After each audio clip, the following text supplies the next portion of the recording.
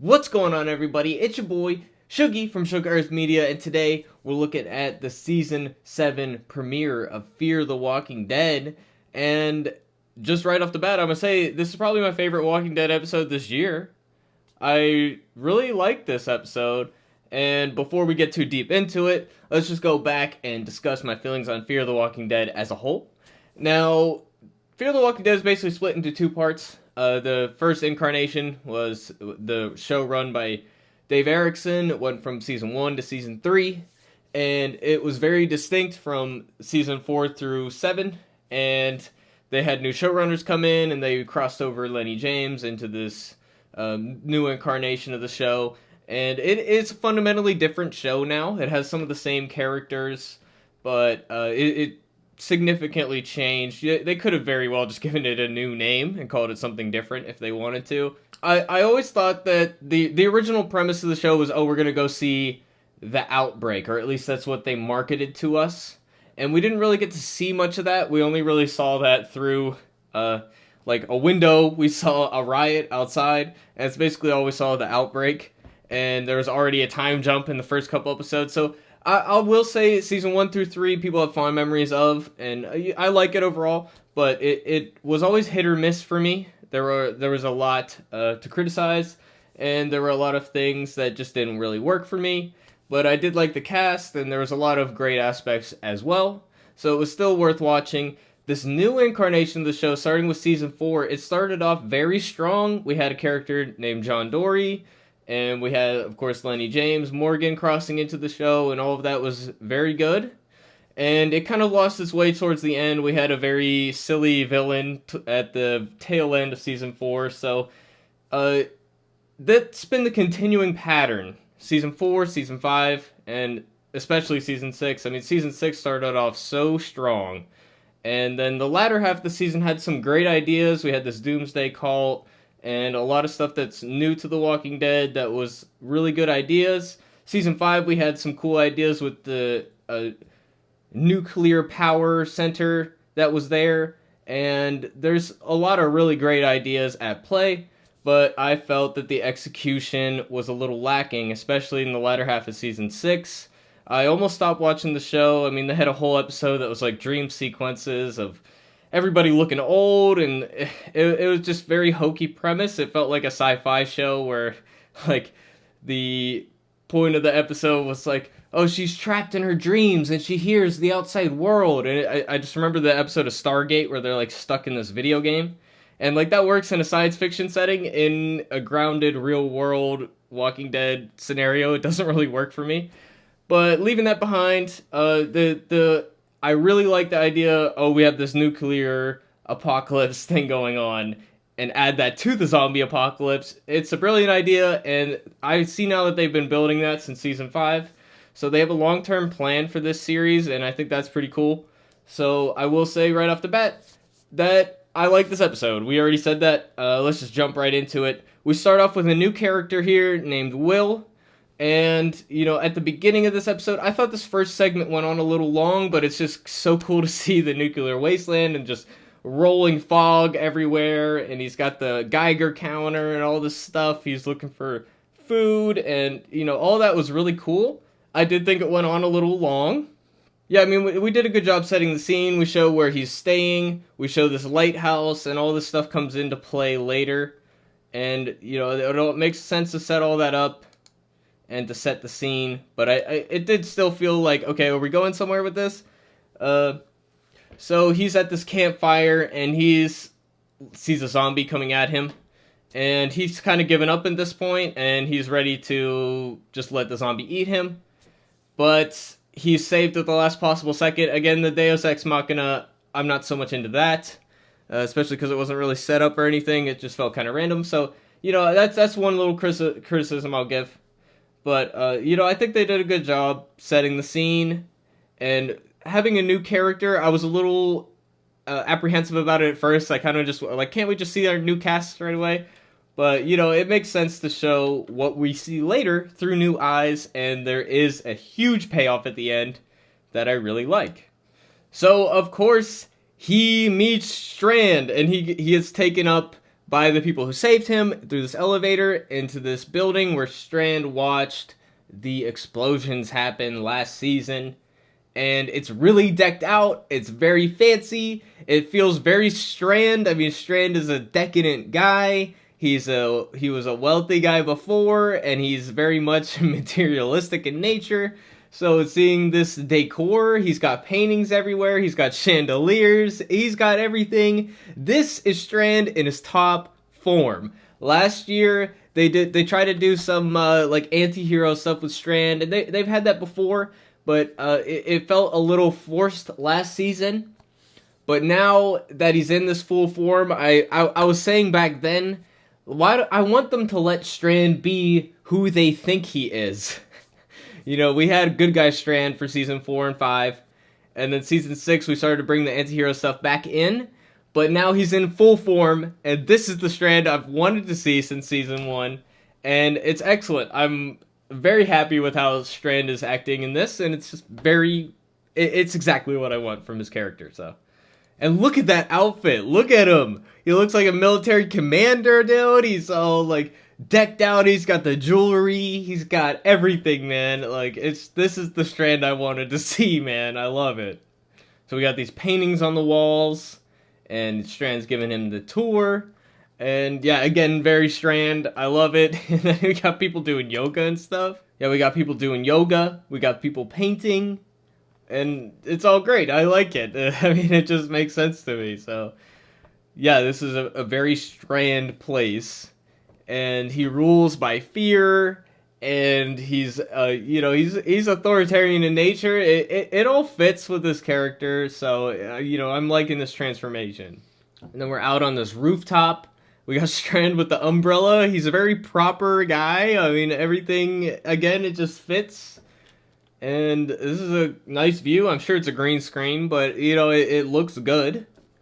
And then Will reveals that he has a medallion that Alicia had, and Strand wants to find Alicia for reasons that we're not quite clear on yet. He has very contradictory things to say about it, but I do think that he genuinely cares about Alicia still, and I'm not sure how it's going to turn out. We'll see how he transforms over the season. But yeah, I like this storyline. He wants to find Alicia. So there we go. And it turns out at the end that Will knew all along. He knew Alicia. He knows who Strand is. And that was his last card to play when he was getting kicked out of the tower was, oh, here's a thing from Alicia. But he didn't reveal it at the time. But, I think it makes sense. I'm very curious to see how they motivate why he had to leave to begin with. I have trouble seeing Alicia just casting out somebody for no good reason. I mean, Alicia's typically a moral figure, so I don't really necessarily... And she's all about protecting the family as well, like her mother was, so, I'm not so sure. But we'll see. Okay, and then we got them taking cover from the acid rain where Will was staying, and, all that's well and good. And then they get jumped by these other guys that are stripping walkers that we don't know much about. Now, that part, the action scene didn't really work for me because, let's see if we can play a little bit. And then we get these guys running in, and they take pot shots, and they miss. So, that, I don't know, they're taking the first shot, they would have had time to line it up. They have the element of surprise. They should hit that first shot. Whatever it is, they should hit. But it doesn't really work like that. They got Stormtrooper aim and whatever, and then we got them ducking behind cars. Now the guys get on Strand's side, they get jumped by walkers, and of course they're drawn by the sound of gunfire. That makes sense. But one of them gets hit by walkers, and then another one gets hit by walkers, and it feels like, after the first one got hit by walkers, they should be turning around, shooting at the walkers, and then these guys kill them. That would make more sense to me. But, they wanted to have zombie action as well, so that all makes sense. Yeah, and I don't really get why the zombies don't take out the horses. We've had them eat horses before, but they kind of ignore the horses for some reason. I guess they're drawn to the sound. I don't know, I guess it can make sense, but I feel like the horses might not have made it, but they need it for the plot. So the zombies in this episode look fantastic. We got a lot of charred zombies from the nuclear blast. And I think it looks fantastic. And I just gotta say, overall, the cinematography in this episode is better than anything we've seen in Walking Dead Season 11 or Season 10 bonus episodes. It's the best cinematography in a while that we've seen out of the franchise. And, it's crazy to me, but it looks way better than the main show. It looks higher budget than the main show. It's more artistic than the main show. It probably doesn't. It helps that we got Michael Strahemus. I said Dwayne or something, but Michael Strahemus was the guy I meant. He was the DP for Walking Dead for so long, and now he's the like leading director of Fear the Walking Dead.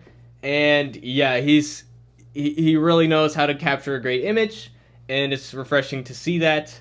And it doesn't feel like it's filmed for television like The Walking Dead does now. It does feel a bit bigger, and it has a bit more scope to it. So overall, good stuff.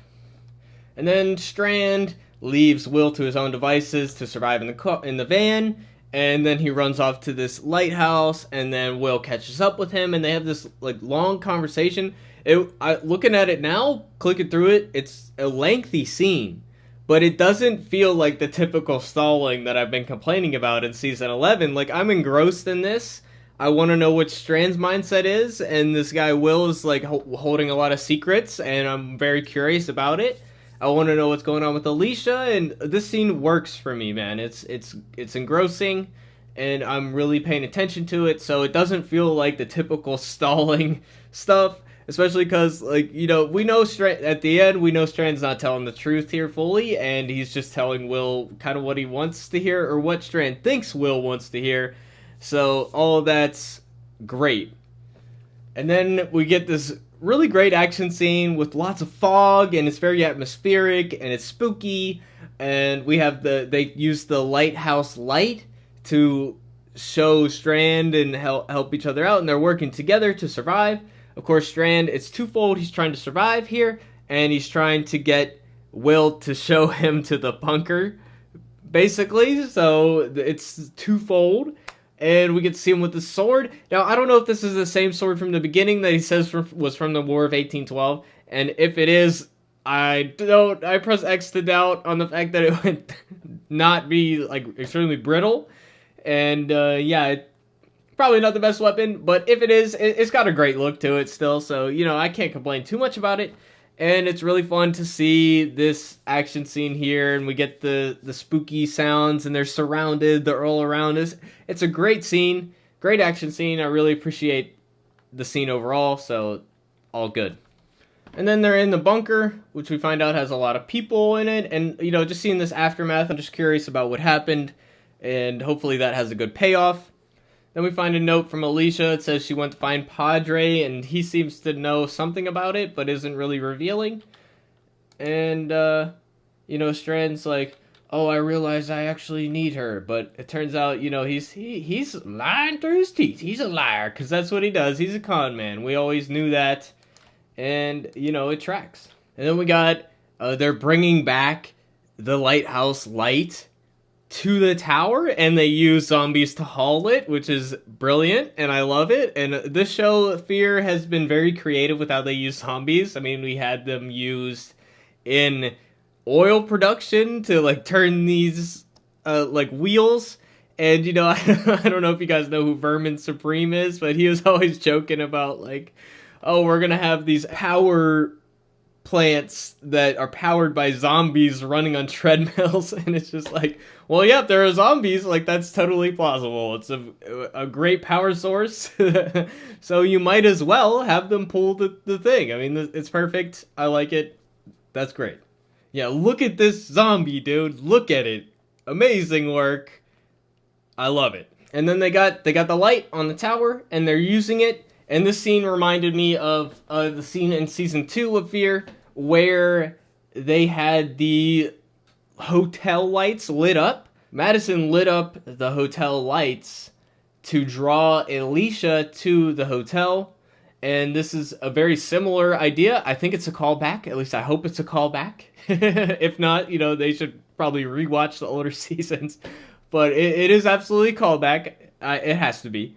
But it turns out Strand is actually doing the opposite. He doesn't want to draw Alicia here. He wants to draw zombies here as a layer of protection so that outside forces are less likely to try to infiltrate the tower.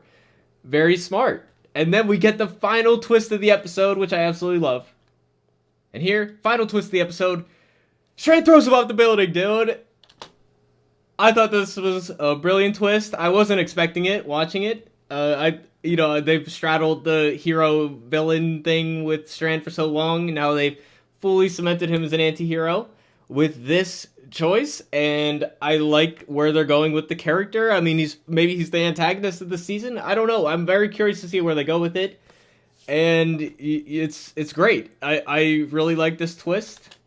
It felt like a real payoff. It shows why they had Will as a character to begin with, and it all works for me. I like it a lot. Again, we got Strand in top form here, and it is great to see. And then we get this phenomenal effect. I mean, it's like the Gus Fring half-face thing, and it's great, and he's a zombie, and the scene is fantastic. And I love how this episode ends. And like I said at the beginning, this is my favorite episode of Walking Dead this year. It absolutely blows out anything Season 11 has been doing. World Beyond, not even worth discussing. This is great, and I'm really excited to see where it goes. Now, I'm tempering my expectations because of previous seasons. Like Season 6, I was extremely excited for the first half, and then the execution of the ideas didn't really flow through for me, and it was a big disappointment to see John Dory killed off. But, so I still, my prediction is that it falls apart in the second half of the season, but so far this is great. This episode dramatically is fantastic. I really like it. And yeah, that's my review. This is my favorite episode of the year so far, and hopefully it's uphill from here. We'll see. I hope you stick it to this channel. If you want to keep watching these Walking Dead reviews, we'll be doing World Beyond and Fear. I think we'll continue with the reviews. I might eventually stop with World Beyond or do like chunks of episodes because episode 3 of season 2 is just like so boring, dude. But maybe I don't know. Let me know what you guys think. But we'll definitely. I'm gonna keep up with Fear at least until it disappoints me and makes me go crazy. So, anyways, if you like these reviews, be sure to subscribe, smash like, comment on the video. I'd love to hear from you guys and have conversations with you. And otherwise, guys, stick it right here with Shook Earth Media. We'll see you on the next one. Peace out, everybody.